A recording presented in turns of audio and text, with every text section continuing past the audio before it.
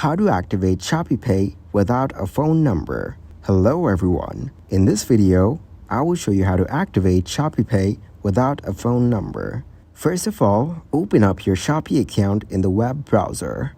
Once you get into your account, click on your profile icon from the top right corner. Then choose the My Account option from here.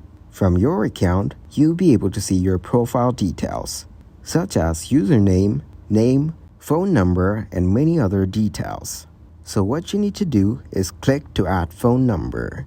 If you're not able to activate your number, you can contact the Shopee customer service team. Now, what you need to do is select what type of user you are. Then select what your inquiry is about. After that, enter your Shopee username, your email address, and then give a detailed description of the problem you're facing, such as I want to activate a Shopeepay account without a phone number. Once you are done, click to submit your query.